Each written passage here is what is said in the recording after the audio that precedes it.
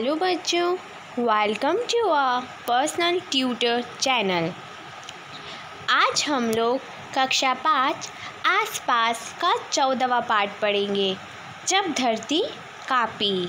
तो चलो शुरू करते हैं पाठ। एक बुरा सपना। ओह क्या हुआ? ऊहू, बचाओ बचाओ, जल्दी आओ। चारों तरफ चीखने चिल्लाने की आवाज़ें।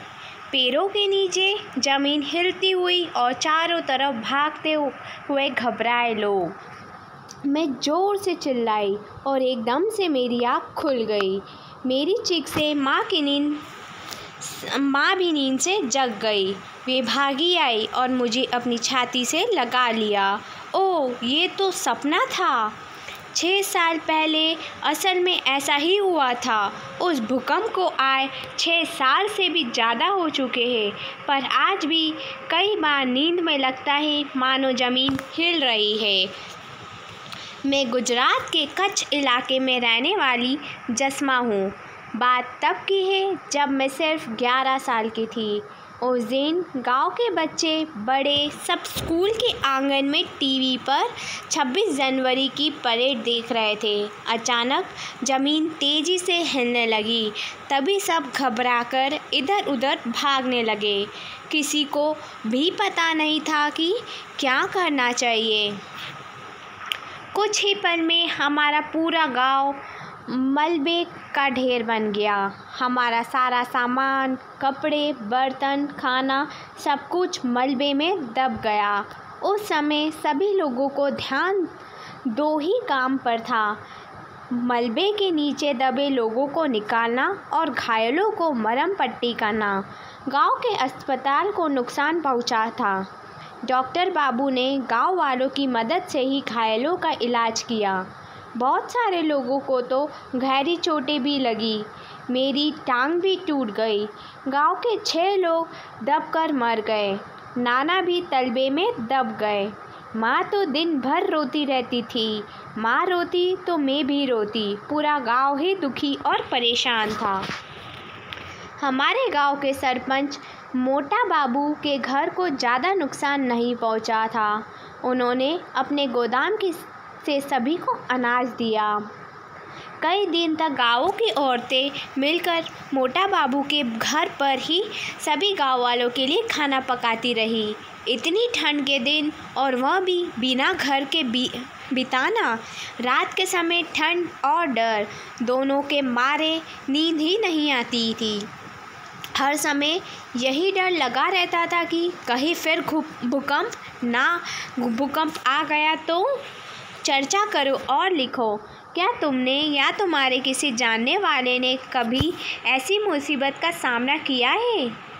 ऐसे समय में किन लोगों ने मदद की, उनकी सूची बनाओ।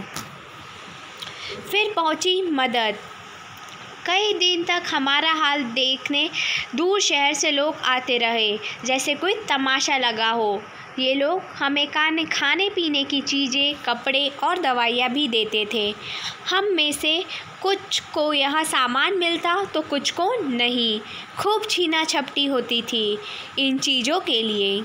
कपड़े मिलते, पर कितने अजीब से। ऐसे कपड़े हमने पहले कभी नहीं पहने थे। शहर के संस्था से आए लोगों ने सभी के रहने के लिए गुजारे लायक तंबू बनाए। सोचो, जनवरी फरवरी का महीना, कड़कती ठंड और छत के नाम पर प्लास्टिक का तंबू। उन लोगों में कुछ वैज्ञानिक भी थे जो अपने खास तरीक़ों से पता करते थे कि किस इलाके में भूकंप आने का कितना खतरा है। गांव वालों की उनके साथ कई बार बातचीत हुई। उन लोगों के पास घर बनाने के लिए कुछ सुझाव थे। इन लोगों में कुछ इंजीनियर और कुछ आर्किटेक्ट भी थे, जिन्होंने हमें घरों के खास डिज़ाइन दिखाए। उन्होंने बताया कि खास तरह के डिज़ाइन से भूकंप आने पर कम से कम नुकसान होगा, पर गांव वालों को डर था कि कहीं ऐसा करने से गांव अपने गांव जैसा ही ना लगे। आखिर में यही फैसला हुआ कि हम अपना घर अपने आप मिलकर बनाएंगे, संस्था के सुझाव डिज़ाइन के अनुसार। यह भी निश्चित हुआ कि गांव का स्कूल वे लोग बनाएंगे। सबने मिलकर पूरा गांव फिर से खड़ा किया। गांव के कुछ लोग सूखे तालाब को खोदकर चिकनी मिट्टी लाए, मिट्टी में फिर गोबर मिलाकर बड़े बड़े उपले बनाए और उन्हें एक दूसरे पर रखकर दीवारें खड़ी की। चूने से दीवारों की पुट्टी की, घास फूस के छत बनाई। आईने के टुकड़े से घर को सजाया। हमारे घर की दीवारों पर माँ और मैंने चित्रकारी की। अब रात में हमारा घर हीरे सा चमकता है। चर्चा करो। जसमा के गांव में बाहर के बहुत सारे लोग आए। वे कौन लोग थे? इन लोगों ने किस प्रकार की मदद की होगी? जसमा के गांव के लोगों ने अपना गांव संस्था के बताए तरीके के अनुसार फिर से खड़ा किया। घरों को अब कैसे मजबूत बनाया? तीसरा, सोचो अगर तुम्हारे यहाँ भूकंप आ जाए तो क्या तुम्हारे घर को भी खतरा होगा और तुम कहाँ रहोगे? चौथा, ऐसे समय में तुम अपने पालतू जानवरों की सुरक्षा और देखभाल के लिए क्या करोगे?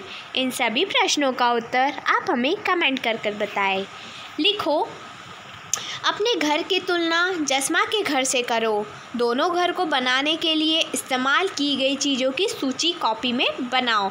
जसमा का घर और आपका घर। क्या क्या करें? संस्था के लोगों ने जसमा के स्कूल में अभ्यास कराया कि भूकंप आने पर क्या क्या करना चाहिए। अगर हो सके तो घर से बाहर खुले में निकल जाओ। अगर घर से बाहर निकल ना पाओ तो फर्श पर लेटकर किसी मजबूत चीज़ जैसे मेज के नीचे छिप जाओ। उसे पकड़े रखो ताकि वो फिसलकर तुमसे दूर ना जाए। कंपन रुक जाने तक इंतज़ार करो। भूकंप रुक जाने तक इंतज़ार करो। चित्र में देखो, भूकंप आने पर क्या करोगे? आओ तुम भी करो अभ्यास। करना है क्या? जब हो भूकंप का आभास।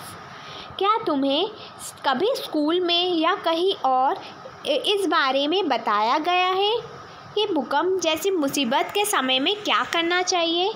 भूकंप के समय किसी मजबूत चीज़ के नीचे छिप जाने को क्यों कहा गया है? किसने की मदद?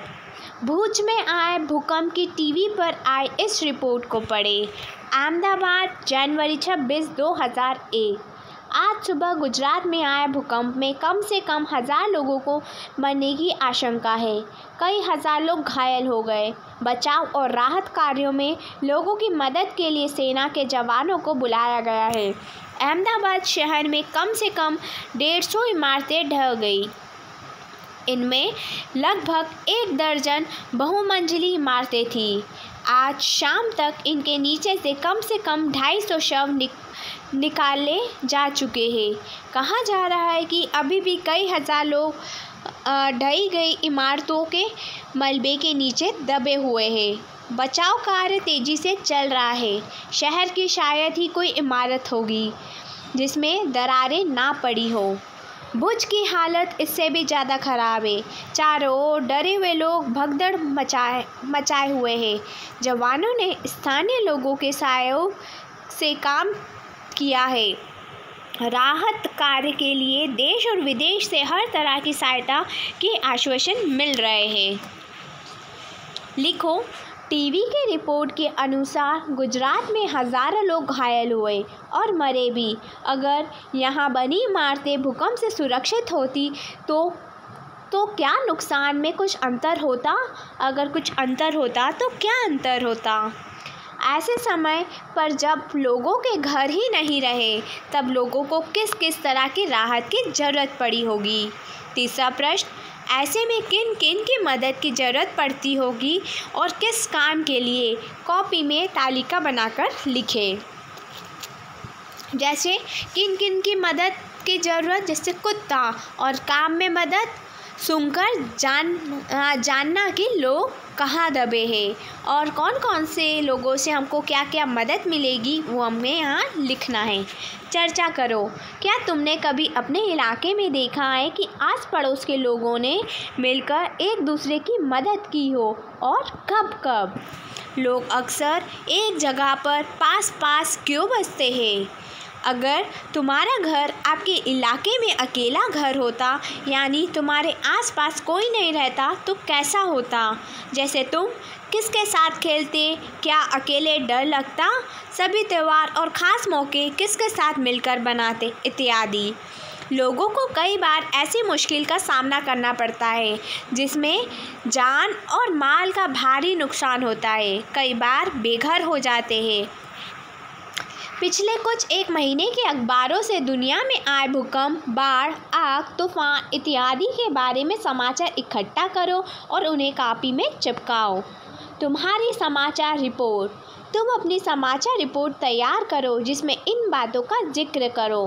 संकट का कारण, तारीख और समय, किस किस तरह के नुकसान हुए, जैसे जान माल रोजगार का नुकसान, कौन कौन लोग मदद के लिए आए और जिम्मेदारी ली, मतलब कौन कौन ने से सरकारी दफ्तर तथा अन्य संस्थाएं। क्या तुम्हारे इलाके में कभी लोगों ने भूखमरी, सूखा जैसी मुसीबतों का सामना किया है?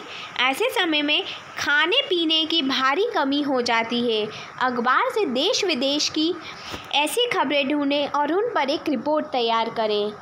किसी मुसीबत के समय तुम्हें अपने इलाके में इतनी ज़रूरत पड़ सकती है, इनसे संपर्क करने के लिए तुम इनके फ़ोन नंबर तथा पूरा पता कॉपी में लिखो। एक सूची में कुछ और नाम भी जुड़े। पहचानो संकट के समय को। इन शब्दों की मदद से रिपोर्ट तैयार करो। बाढ़, नदी का पानी, घायल लोग, खाने के पैकेट, राहत कार्य, कैंपों में रहना, लोगों के शव, जानवरों के बहते शरीर, डूबे घर, आकाश से निरीक्षण, दुखी लोग, गंदे पानी से बीमारियां, बेघर लोग, सामूहिक भोजन और फंसे लोग। हम क्या समझे? बाढ़ के समय किस किस तरह की परेशानियां आती होगी। चित्र देखो। बाढ़ के बाद बच्चे किस तरह के स्कूल में पढ़ने के लिए आए हैं। लिखो, बाढ़ के बाद भी ज़िंदगी को दोबारा पटरी पर लाने में और क्या क्या करना पड़ता है। इन सभी प्रश्नों के उत्तर आप हमें कमेंट कर बताएं। धन्यवाद।